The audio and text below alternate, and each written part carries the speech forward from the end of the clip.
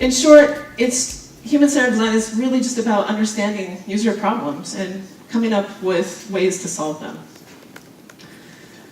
Now, some of you might be thinking, Rebecca, I have problems too, and I know what those problems are like. I can just solve the answer, or solve the problem myself, and I don't have to go spend time talking to users or getting feedback. It'll be fine. Well, if you said that to Alan Cooper would tell you, merely being the victim of a problem doesn't automatically give you the power to understand how to solve for it. This is why we go out and talk to our users. This is why we get feedback. This is why we understand the world outside of ourselves. So an example of what happens when you just go talk to one person or rely on your own tuition for designing. Who here has seen the episode where Homer Simpson designs a car for his brother-in-law? A couple of you. It's a good episode. So a little background. Homer's brother-in-law has a car company, and he wants to design the next car. And he sees Homer as the average American. Now that's debatable.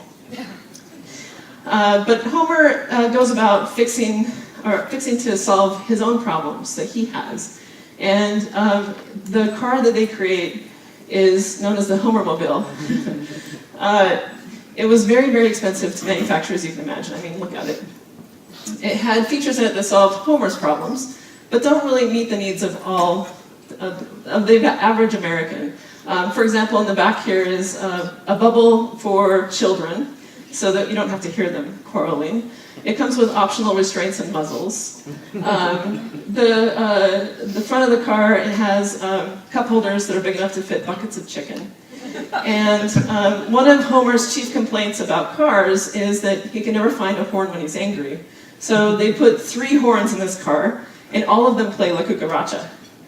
So is that for the average American? No, probably not. If you'd gone out and talked to more than one person, you would find other things that they need, and probably not these things, right?